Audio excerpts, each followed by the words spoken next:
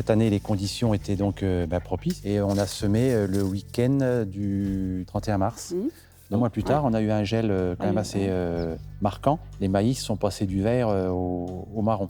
Mais le maïs a continué sa fait. croissance et en fait, l'épi n'est pas touché. Et là, on voit aujourd'hui, il y a une belle parcelle par rapport aux épis. Ouais.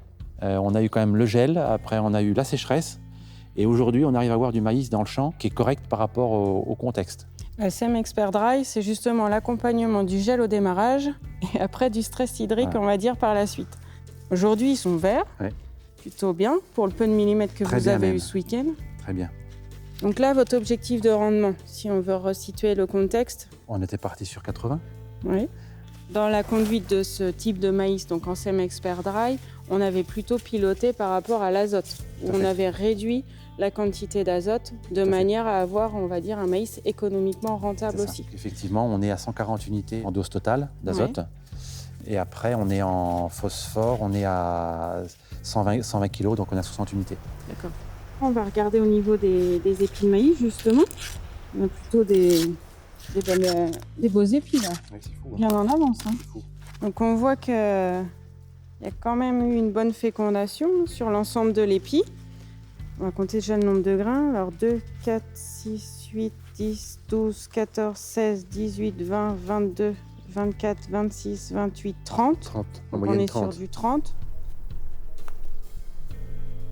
2, 4, 6, 8, 10, 12, 14, 16 rangs, ça veut dire qu'il n'a pas eu de stress au démarrage. On voit qu'il y a 30 grains aujourd'hui.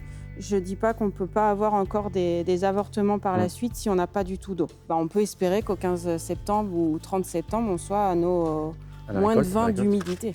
Voilà. Et que c'est l'objectif à atteindre, hein, effectivement. Pour gagner en séchage, c'est sûr que l'objectif, c'est de le récolter le plus sec possible. Hein. Donc effectivement, moi en n'étant pas... je suis stockeur, mais je ne sèche pas. Donc ça m'intéresse d'avoir un maïs qui n'a pas à être séché. C'est là-dessus d'ailleurs que les SM Expert Dry en fait, sont gagnants dans l'intérêt économique parce qu'on joue sur les points de séchage. Et moi aujourd'hui, je suis équipé donc d'un cueilleur spécial tournesol. Et mon objectif, c'est d'être autonome à la récolte. Et donc de faucher le maïs dry avec le cueilleur spécial tournesol, qui est certes pas conçu comme un cueilleur maïs. Si je peux gagner 100 € à la récolte, être autonome, et après gagner en frais de séchage, c'est pour ça que je me satisfais pleinement de maïs dry. Là, on n'est plus sur on vise un rendement élevé pour être rentable, c'est on vise en fait une marge pour être rentable. Donc cette marge, elle se fait avec les intrants. Donc même au niveau densité, on a baissé un petit peu la densité. Après, au niveau fertilisation, on a diminué par rapport aux fertilisations classiques. Et par contre, désherbage, il a fallu ne rien limiter parce que là, le maïs, il n'aime pas la concurrence pour aller chercher du rendement. Donc voilà. Et puis après, voilà les points de séchage qui vont jouer dessus pour être le plus rentable possible. Après, il y a un paramètre qui va jouer, dont on n'a pas parlé, c'est le PMG.